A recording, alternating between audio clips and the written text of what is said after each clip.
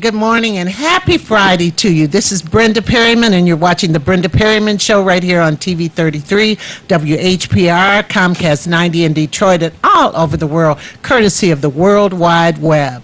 I am really excited about today's show. Today I have Miss Stephanie Vaught. Stephanie is a financial expert, and not all of us are. And there's so much I want to learn from her.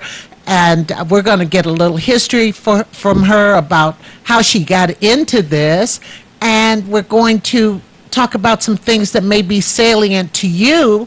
And maybe you'd like to call in and ask her some financial questions about credit and different things like that. Also, before I start, I do want to say prayers for the people in the Bahamas. Devastating. The weather was so devastating this week, and they're still finding fatalities. Also, those in North Carolina, in South Carolina, we have to pray and be thankful also that, you know, there but for the grace of God. That could be any one of us, any one of us. Now, Stephanie, good morning. Good morning. How are you? I'm wonderful. How are you? Oh, I'm fine. I find what you do so interesting, but I want to know a little about you. Where'd you go to high school? Are you from Michigan? I am. I'm from Detroit, and I went to high school. I went to the Great Cass Technical High School. Another technician. It just seems like I have technicians all the time on my show. You all did so well. Thank you. Right. So after Cass, what? So after Cass, I graduated in 1996, and then I went on to Michigan State University, and I started there in 96 and graduated in 2000. Wow, she graduated on time. In 4 years. Yeah. That's a luxury not afforded to many. But then after college, what? Sure. So I majored in political science pre-law. So I received my bachelor's in political science. And then I worked for a little while. I worked in the legal field for about 3 years before I started law school. And I attended Thomas M. Cooley Law School, which is now Western Michigan Law School. Oh, they changed the name? They changed the name, but we still know it as Cooley. Yeah. And so I started there in 2004 and graduated there in 2007. Oh, okay. And then after that, what? Okay, so after that, I began my legal career in 2007, and coming up to 2008, we are all familiar, most of us are familiar with the downturn in the economy. Yes. So I graduated right before that started and was fortunate enough to start working right away. But my legal career began in doing a lot of legal writing. So I started off doing legal writing, research analysis, and a lot of community work. People don't really understand that as far as the law is concerned, you really have to have a good background on English. Yes. And you have to know how to write. Absolutely. Clearly for understanding. Yes. And that's such a great point that you brought up, because I was that nerd in law school who actually loved writing. My concentration at Cooley was litigation. Okay. And so you spend a lot of time outside of the courtroom. You spend a lot of time writing in the office, writing briefs and all those kinds of things. And so that's where my career began, in doing most of that kind of writing. Oh, okay. So you worked, you said you worked with not the homeless, but people with housing issues and stuff. Would you explain that? Absolutely. So in 2015, I began working with a nonprofit that was concentrating on financial concerns of people that were dealing with all kinds of issues. So part of that was housing concerns if they were hit, as a result of the 2008 financial crisis. I worked with people that were, facing foreclosure, that had lost jobs, that... Now, when you say say you worked with them, what did you do? Absolutely. I was a financial counselor. So let me back up just a little bit. I started my career in the law. And then in 2015, I began a career in personal finance. And so I started financial counseling professionally in 2015. I became certified. And then I began counseling people that were facing foreclosure, job loss, budgeting issues, money management as a result of that. A person is facing foreclosure, how did you counsel them in what? That's what I need to know. Absolutely. So if a person was facing losing their home, for example, most people wanted to know what were their options and what could they do. Yeah. What kinds of things could they do to save their home. And so I would talk to them about what options were available to them at that time. So that could include anything like working with their mortgage company to reduce the payment perhaps, or working to even sell the home if that was needed. And a lot of people, unfortunately, they lost property value, and so they had to think about short sales for their home, or they had to think about leaving the home. And a lot of this was unexpected for a lot of people. Yes, it was, because there were people they still owed money on their homes, and they couldn't sell their homes for what they owed. Absolutely. That's right. That's right. And it was such a devastating loss for so many people. They weren't expecting it. And then let's say they lost their job as a result of the economy. So you're talking about people who had wealth and lost wealth very quickly. They may have lost their retirement or their pensions. Yes, many right. did. Many Right. did. So you're talking about people who were not prepared for this sort of crisis, and most of it, of course, was not their fault. And I worked under a grant at this particular nonprofit through HUD, where we were able to counsel people that were going through these situations on what options were available to them and how they could mitigate their loss as best as possible. That had to be kind of a heartbreaking thing at times. It was. Yes, it could very well be. People were in crisis mode, they were in recovery mode. Just as you mentioned, those that are in the Bahamas right now or in the path of the hurricane, that is how you feel. It just comes upon you. And you may have a plan of action and you may not, because as we know, most people did not know or even expect the level of the economy downturn in 2008. They weren't expecting it. Absolutely, absolutely. And like you say, that affected quite a few people. Yes. So after that and the grant, you were working under a grant, and then the grant ran out. So it didn't run out per se. What I decided to do was I was working with people all over the country. Oh, really? Yes, ma'am. All over the country, because people everywhere were dealing with these issues. Yeah. And I really wanted to put a focus back into our community as it relates to not just housing, but money management and budgeting just in and of itself. And there was something even more important, coming out of that whole crisis, was financial education. Right. A lot of people, and probably including myself, are not ready for a crisis. Sure. We're living in all of this, but a crisis, it can be more than just a couple of grand. It could be big. Right, absolutely. And I really wanted to focus on the people here in the city of Detroit, yes, focus on community, and really talk about financial education and financial literacy. Right. And my thought was, if we could do our best in educating people before not just a crisis hits, but just life happens. Right. I really wanted to get proactive and working with people in a proactive manner, as opposed to a reactive manner. And that's what allowed me to start thinking about that in 2018 and starting my company. Okay. So you started your company in 2018. Tell everybody the name of your company. Sure. So the name of my company is Social Money Finance. And why did you name it that? I am so glad you asked that. A lot of people don't ask me that. So there's a reason.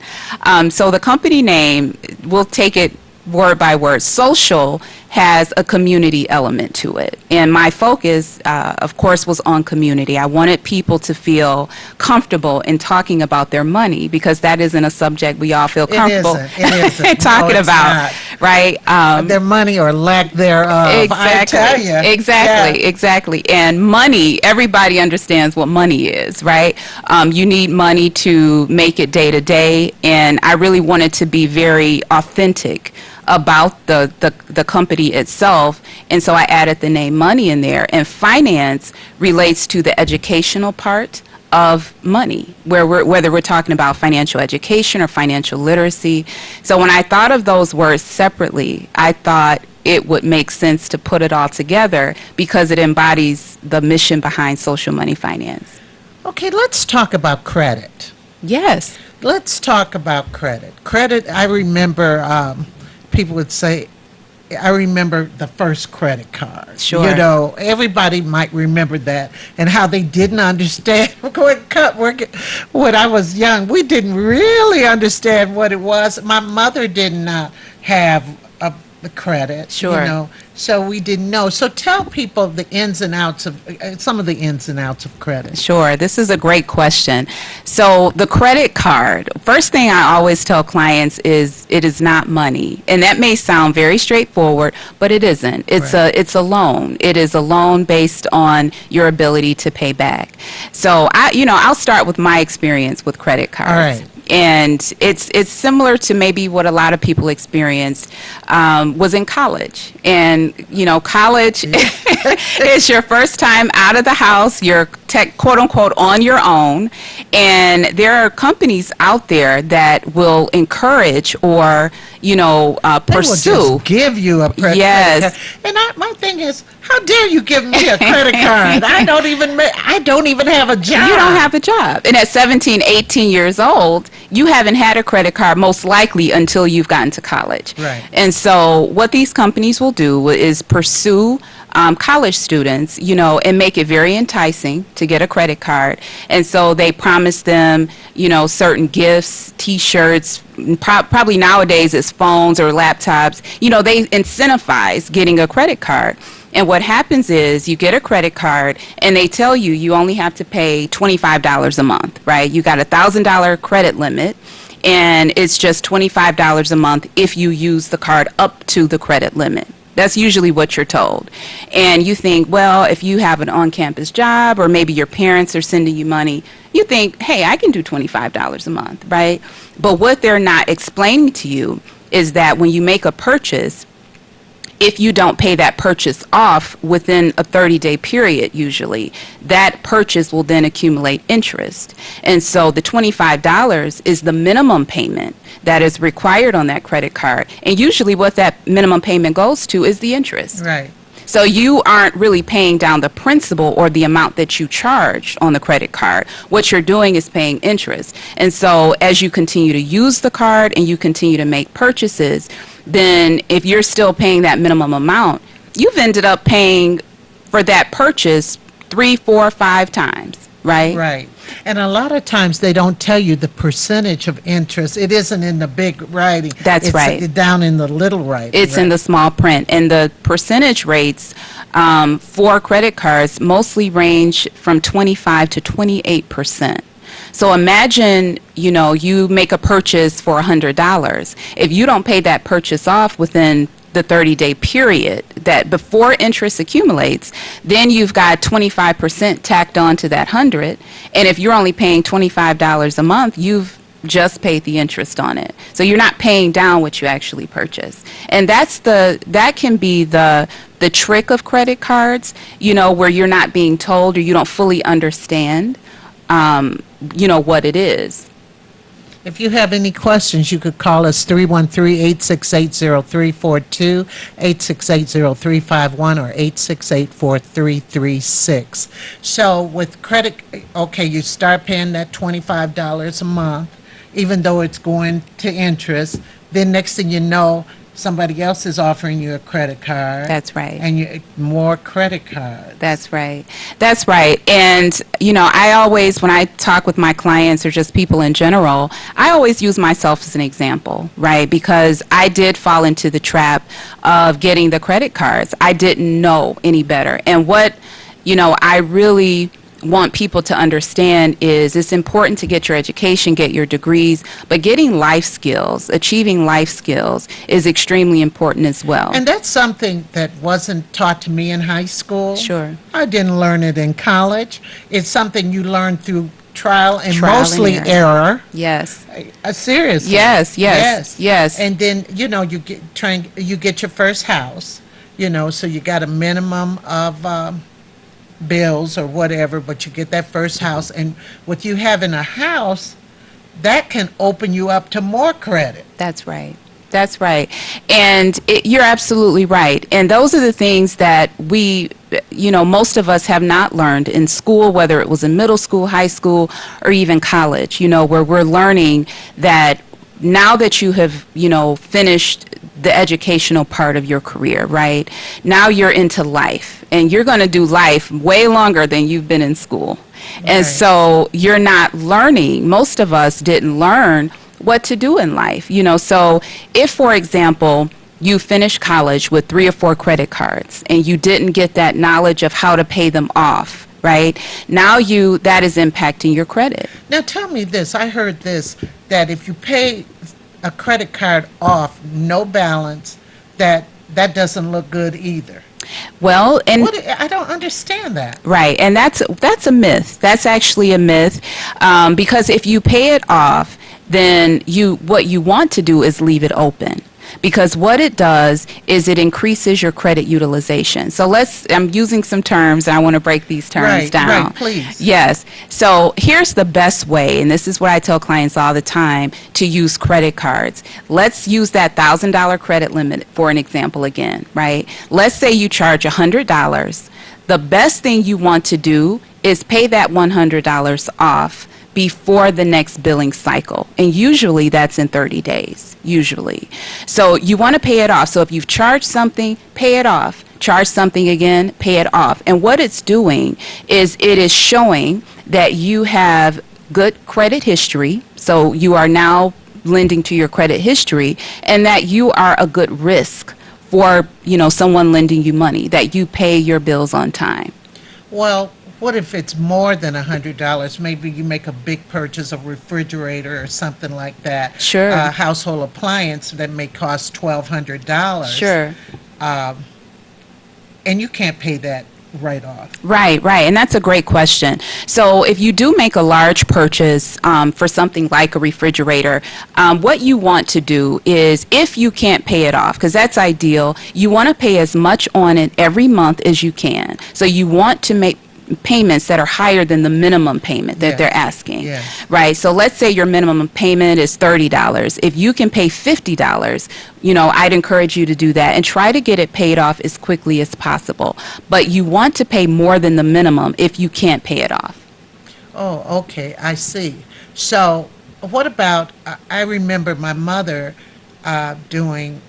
she had a lot of credit cards, and I remember her paying them off. I mean, she was getting the same amount of Social Security and her pension as before, which isn't a lot of money. But Sure. my mother really knew how to just throw a bunch here and a bunch there. Yeah. Well, a lot of times I think people try and hold on to a bunch. Is that true? That is true. And it comes down to priorities. I always say that it comes down to priorities, because what you want to do is prioritize your bills by way of what is most needed to you. So, for example, if you have a mortgage payment, you want to make that your first payment. You got to have a roof over your head. Right. You got to eat. That needs to be a bill. I tell people all the time, make sure you factor in food. Sometimes we don't. We don't factor in food. We think, well, it's no due date, right? But you got to eat. Yeah. You got to eat every day. Make sure you factor in your utilities. You want the lights on. You want the heat on. You want the water running. And credit cards, if you're short on money, credit cards do tend to be on the lower end of the priority list because you have to ensure that your basic needs are met first. Now, if you do have enough where you're able to cover and make credit card payments, then I encourage that. And just as your mom did, as much as you can put toward the credit cards, I would do that. And if possible, I would stop using them while you're in payoff mode. Because think about it, if you continue to use the cards while you're trying to pay them off, it makes it that much harder. But if you can stop using the cards and pay them off or work toward paying them off, then you'll notice you'll find yourself getting out of that credit card cycle much sooner. Oh, okay. Okay. I'm going to ask one more question. I'm trying to ask questions that people might be asking. Sure. Okay. Say if you have 7 credit bills. It doesn't have to be credit cards, I'm talking about not the house, but maybe you finance something in your basement. Okay. Or I'm just kind of pulling something off my head. It's not a card, right, but it's a service, right, with materials and stuff like that.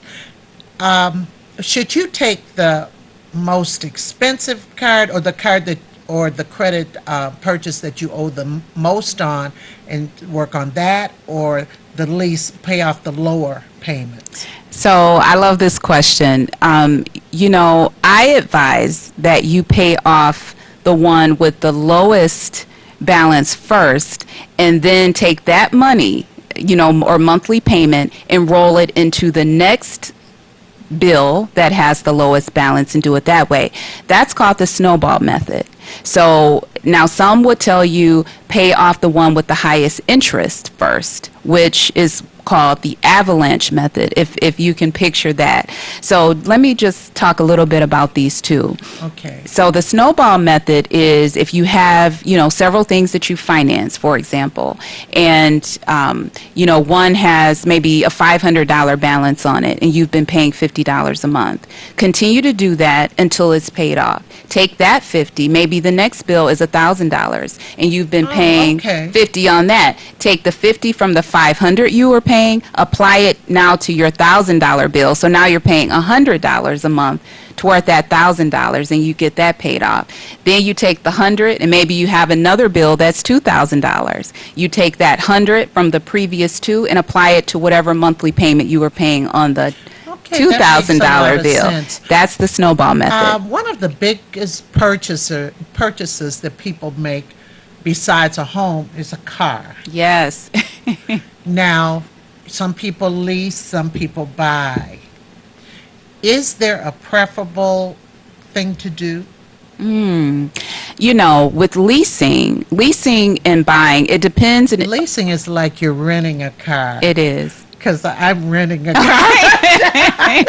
It's similar to that because think about your lifestyle. Yeah. So here's what I advise on leasing. Leasing, the pros of leasing, you tend to get a better payment, right? Sometimes you get a lower monthly payment versus buying. But the next thing to consider is with leasing, of course, they track your mileage. So if you don't drive very much, then leasing may be a good option. Right.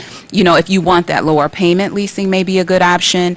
If you don't want to have to worry about maintenance of the vehicle or, it stays under warranty. And so if you don't want to have to worry about that, leasing is a good option. Now, buying would fit your lifestyle if you don't mind a slightly higher payment. Sometimes it is a bit higher than leasing, and you do drive quite a bit because then you don't have to worry about staying within a certain mileage, Now, what are the penalties for driving over the mileage? Is there a big, do you know about that? Yes, and it depends on, what car company, but usually you're penalized so many cents per mile. So it could be 50 cents a mile, 75 cents a mile. So let's say your mileage for a 2-year lease is 24,000 miles. That breaks down to about 12,000 miles a year. That's about average, right? Now, if you go over that 24,000 during that lease period, then you're charged so many cents per mile, which can really add up depending on how many miles you go over. Well, for leasing for me, 2 years, my car may have 11,000 miles. Right. You So know, leasing sounds real good. low. Yeah. I don't go out of town in my car. Right. I'm Right. retired. Right. Right. Basically. So I never did that until I retired.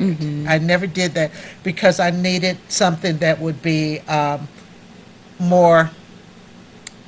I guess I wanted to make sure my car could always be serviced, this and Yes. that. Things I didn't worry about Right. before when I was working. Right, Yeah, right. yeah. And that's a great way to have a vehicle. And if you don't want to worry about those things and you don't drive very much, And then you're renting a car. leasing's a decent option.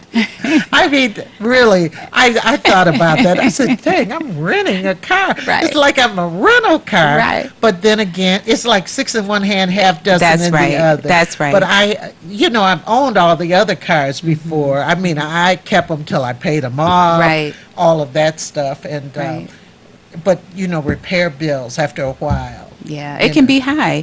And, I was going to say with leasing, it's one of those situations where you have to continue to lease. Once your 2-year lease ends, maybe you get another lease. Some people buy their vehicle after leasing it. That's a whole other discussion. Yeah, but I don't think that's a good. No. I don't think that's a good thing. But that's something that people might want to ask you. Now, in buying homes, see, the thing about it with Stephanie, I would maybe call Stephanie and set up an appointment, and you lay the finances on the table.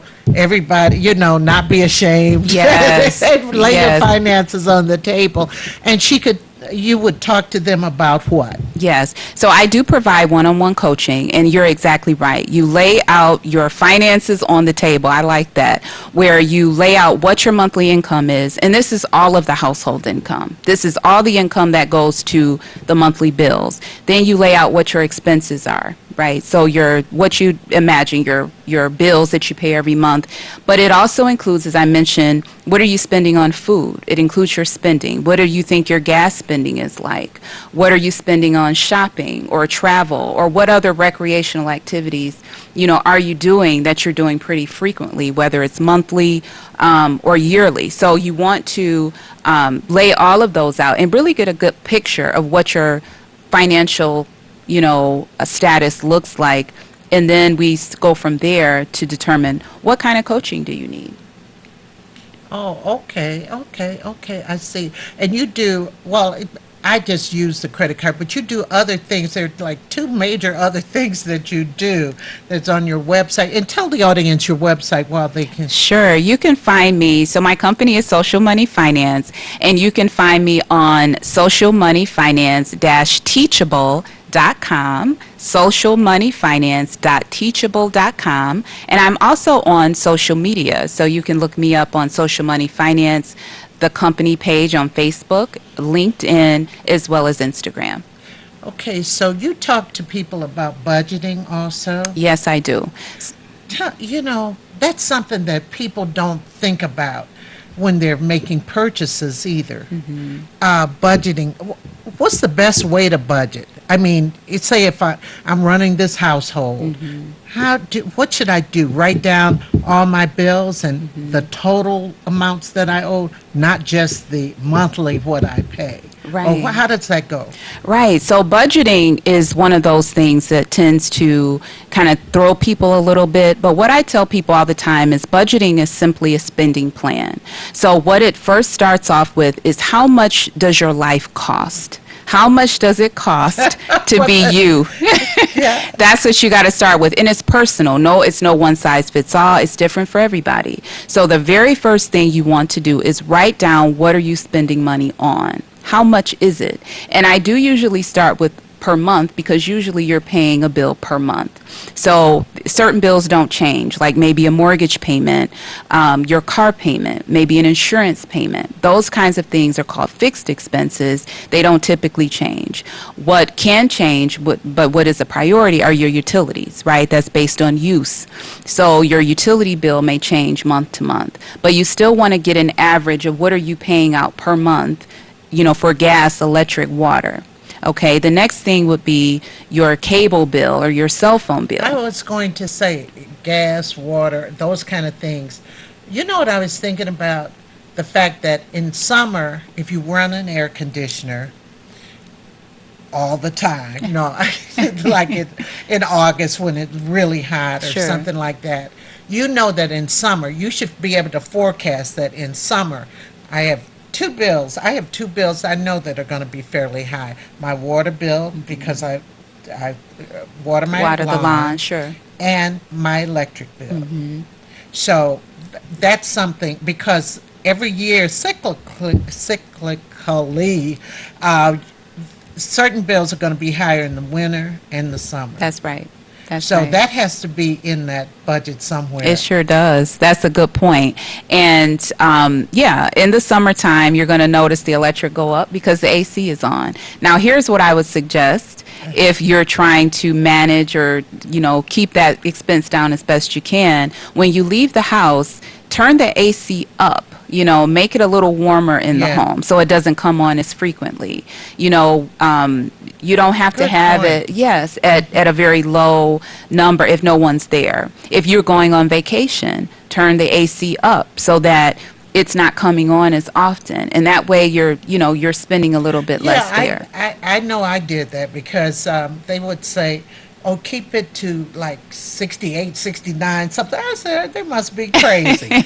So I put mine up to like 73 Yes. or 74, I mean, seriously. Yes. I mean, it was still comfortable in the house. Right. And all of that. Right. Now, in the wintertime, because you don't spend all the time all over your house. Right. And then at night, most of us go to our bedrooms. Mm-hmm. So why keep the whole house real warm? Right. Right. I mean, it should be warm enough for you to walk around and leave the room.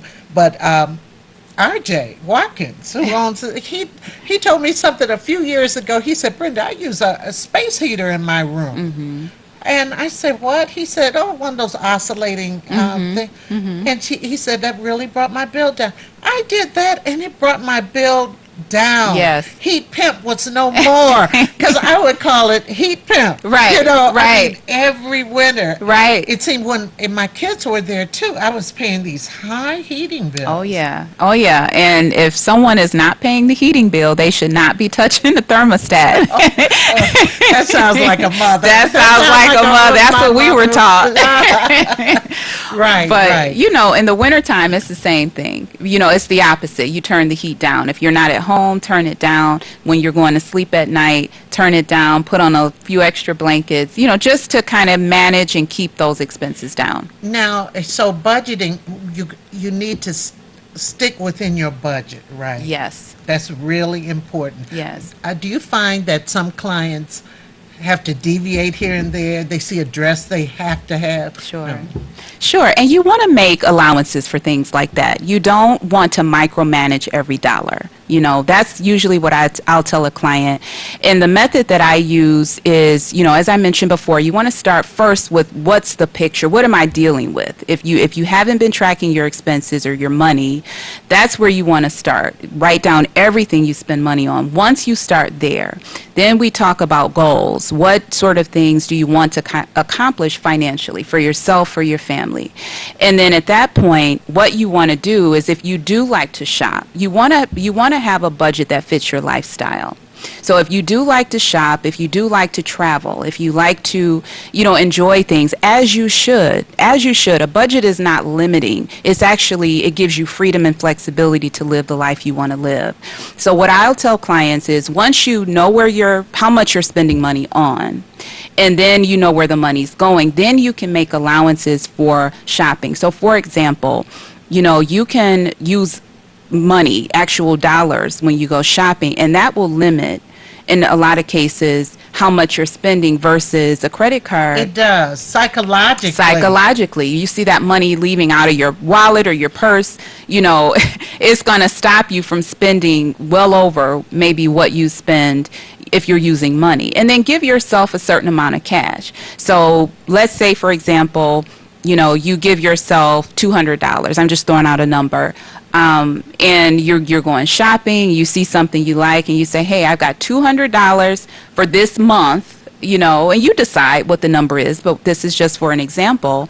And this is what I've allowed myself to spend some money on. And then once you see something you like, you've got the money for it, and you still have the satisfaction of enjoying shopping, but you're doing it in a way that, it allows you to be able to spread your money and stretch it, as best you can over other responsibilities, over And other that even priorities. happens with the grocery store. If you're going to the grocery store and you're going to use your debit card,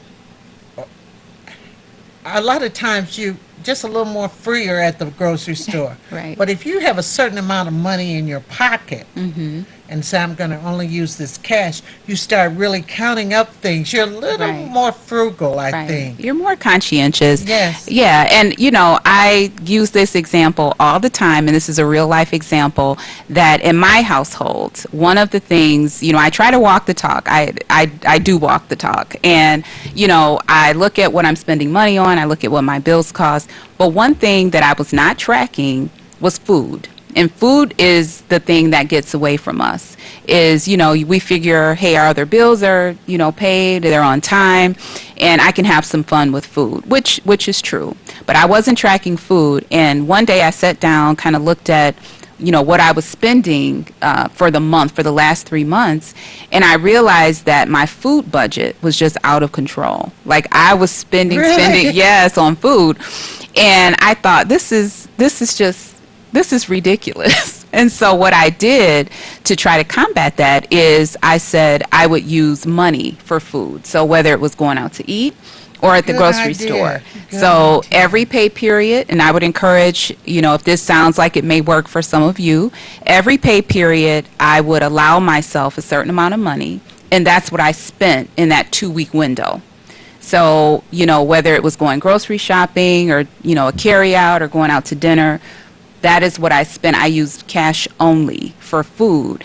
And when I tell you, I probably cut my food budget in half. I cut it in half, and I still eat good. Yeah, but with DoorDash and all of this, Right. talk about money. I mean, the service fees and everything are ridiculous. You order the food, then you got to pay this, then Right. a tip. Are you tipping the person? All of that. That ends up crazy. You could have maybe 2 or 3 meals on what you spend on DoorDash and Grubhub and Right. some of those sometimes. Right. I mean, once in a while, that could be a good thing, but really, you end up spending more money. Now, do you work with people on credit repair? I don't do a lot of credit repair as Okay. in, trying to correct something on the credit report. What I do is educate people on how to use credit properly. Right. So that way, hopefully they won't have those issues. But if they already have them, I do certainly talk about ways that they can remove That's those items from their credit report. Yeah, that's what I meant. Now, say if you have a client who wants to open a business, do you have any clients that have their own business? I do, that are entrepreneurs. Yes. Yes. And what is your advice to them? Okay, they have to get a certain amount out to start their business. Do you tell them, say if I bake cakes Right. and I'm good, and all my friends say, oh, Brenda, would you bake this cake for me? I'll pay you this and that. And I say, God, I'm pretty good at this. Let me start baking cake here and there and everywhere. And then I say, maybe I should get a brick and mortar. I would say no. But what would you say? Well, starting out, usually you want to start small because you want to keep your overhead low until you start to see the cash flow where maybe you can support a brick and mortar. So my advice would be to, most times, if for the cake example, you're starting in your kitchen. That's the story you hear. I started in my kitchen, which is very admirable. After that point, once your business starts to grow, there's certain licenses and certifications that you need in the state of Michigan. A lot of people don't know that. Yes. There are certain, depending on what type of business you have. So what I would encourage people to do is really do their research on, what license, what certification that you need in order for your business to then move outside of your home. For example, in the state of Michigan, there's something called the Cottage Inn license or the Cottage Inn law, where, there are certain foods you can make, that you can still make in your home, but you want to ensure that you practice health and safety. That's what, You want to ensure that your environment is clean and then it's up to code. So that's something you want to research. But not to get too far into the weeds on that, is I would say once you start to see growth in your business, then you want to ensure you do your homework for what you need to do next. Usually you need to be in a commercial kitchen at that point. Oh, that's a good point. We have a call. We have Yvonne on the line. Okay. Good morning. Hello. My name is Yvonne. Hi, Yvonne. How you doing? Do you have a question or comment? I have a comment. I noticed when the young lady was speaking on watching your money, because sometimes we feel like we got to pay, so let's say. But me and my sister was talking about our budget, and we was trying to figure out where our extra money was going. And when we found it out, we found out it was going to the grocery store. Yes. So we decided we're going to stop going to the market, so much in 1 week. Because if you go over the weekend, I should be going back Monday, Wednesday, and Friday, and when we got to analyze it, that's where the extra money was going, to the grocery store. So thank you for taking my call. Oh, thank you. Absolutely. Hi, Yvonne. And you're absolutely right that, I hear that often, that extra money, it can go to the grocery store, it goes to food. So you're absolutely right there. Right. So a commercial kitchen, that's one where you could go in, it's a bigger kitchen, and you can make your items and stuff and then farm those out, right? Right. And that would be the next step. But in terms of the money piece as it relates to business growth, like I said, I advise clients to start small. You don't want to bite off more than you can chew. You don't want to have more overhead, because sometimes when you're starting out, you may not have the customers that you'll have in a year's time, right? Right. Well, here's another thing. It seems to me, if you try and get that brick and mortar, you have to increase your prices. Right, to accommodate, the expense there. And there's a lot that comes with that. Are you going to use your own money? Are you looking to get a loan or a grant? Or investments. Do you have someone that will partner with you? There's so many elements to getting a brick and mortar that you have to think through and really research. So it's a good idea to build to that, and start small first. Now, you do classes. I do. So let's talk about those. Yes. I teach in-person financial literacy classes as well as online classes, and I actually have a class tomorrow, Saturday, September 7th. And what I like to do is go around to different community spaces teaching financial education. So I like to call it a financial education pop-up. And tomorrow I will be at Detroit SIP, which is a coffee shop in the Fitzgerald neighborhood in Detroit. It's on West McNichols. And I will be there tomorrow from 1 to 3 p.m. And we're talking about money, we're talking about life. And the name of the class is Money-Life Balance. How are we managing our money with the life we want to live? Ooh. Yeah, how? Sometimes we just live day to day, say, how, Right. I post something on Facebook the other day. I said, a goal without a plan is a wish. That's right. That's right. Very, very true. Now, how do people find out about you, though? I mean, other than, watching the shows, or how other ways do you reach out to people? Sure. So through the classes online, I'm very active on social media as well. So you can go to my company Facebook page, which is Social Money Finance, as well as on LinkedIn and Instagram, all Social Money Finance, very easy to find. And people visit me on my website. They may hear about me word of mouth. Yes, because you do. Maybe I'm a person. I go to the class at Detroit Zip. SIP, yes, ma'am. Yes, I go to the class and I hear you talk and I ask some questions, but then I want to get more about me. Yes. With you. Yes. So, what would I do?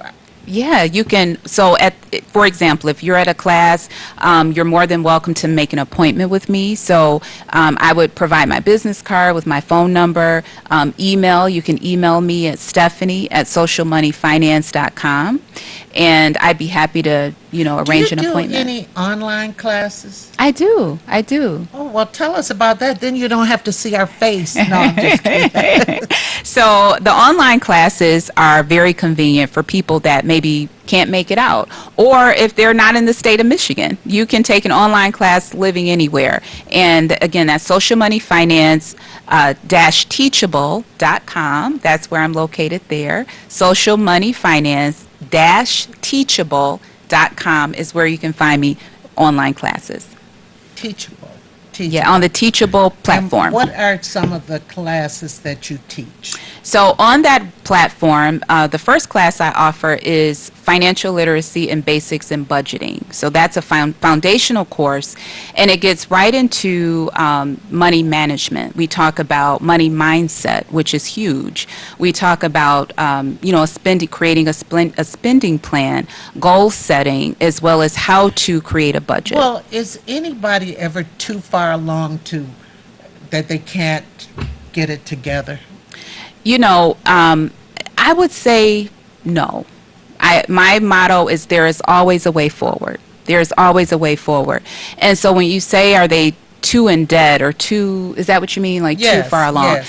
No, I think that you can roll it back. Sometimes it's starting at the beginning. You go back to the beginning. What am I missing? What didn't I learn? And that foundational course teaches the basics. Okay, so forewarned is forearmed. Yes. Isn't that right? Yes. Yes, because a lot of people who came along, they just didn't know, Michelle, is that a call?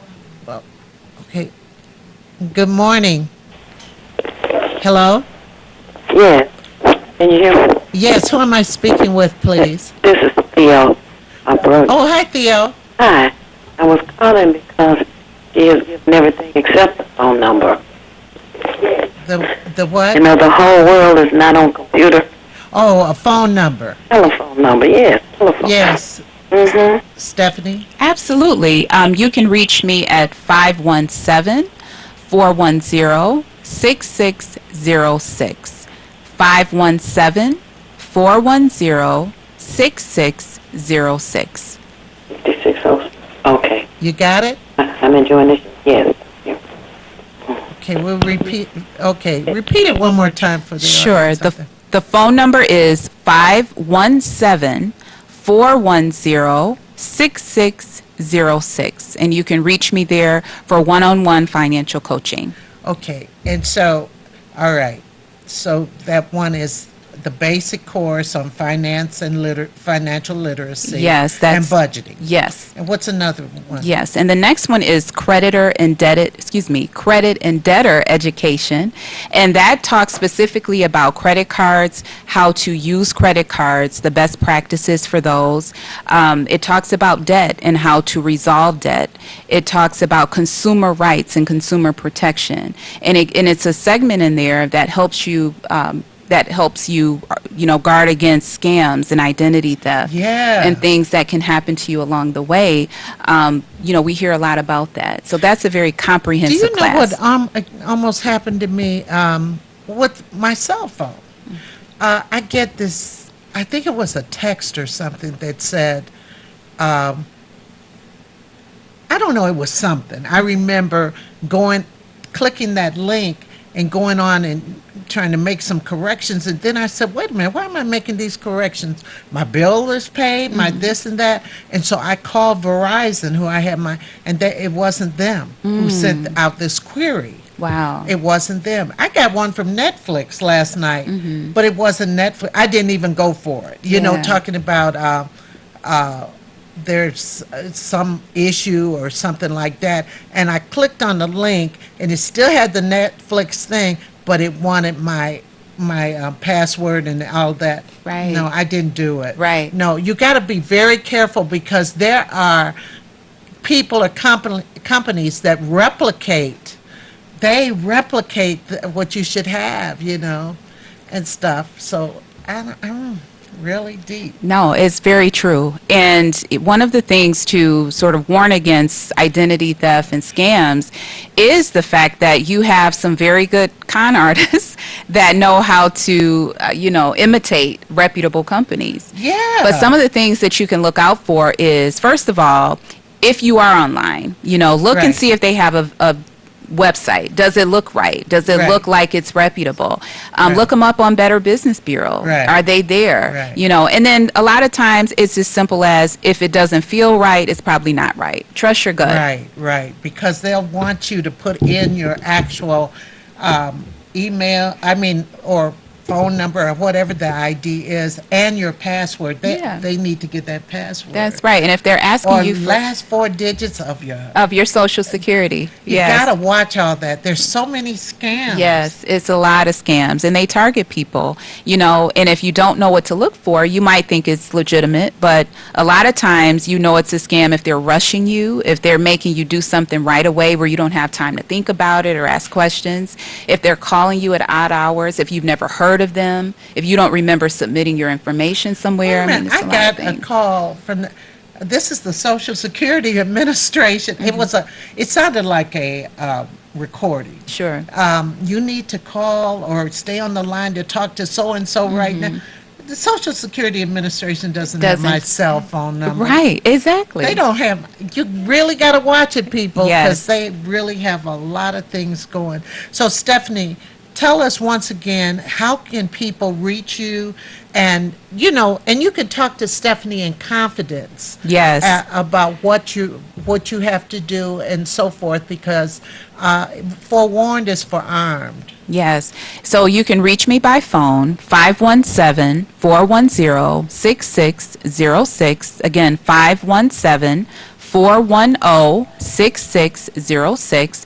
You can reach me via social media, whether it's Facebook, LinkedIn, or Instagram, and it's Social Money Finance, all together, Social Money Finance, on those 3 platforms. I'm also teaching online on Teachable is the platform, and that's Social Money Finance -teachable.com. And tomorrow you are where? That's September 7th. Yes, so Saturday, September 7th, I will be at Detroit SIP, SIP.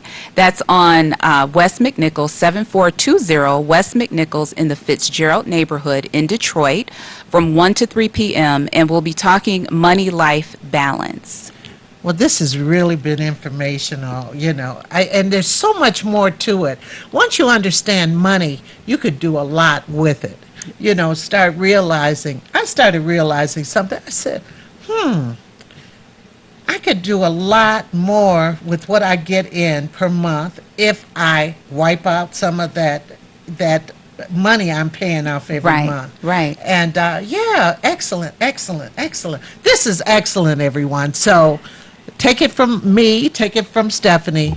You can get out of that money crisis and understand money so much better. We have to understand money to be able to use it to our advantage. Absolutely. Thank you so much. This was great. Thank you for having me. And we'll be back in just a moment. We're going to be talking Livernois and the construction and businesses and all of that. So stay with me. Stay with Table Talk. Talk to you in a few.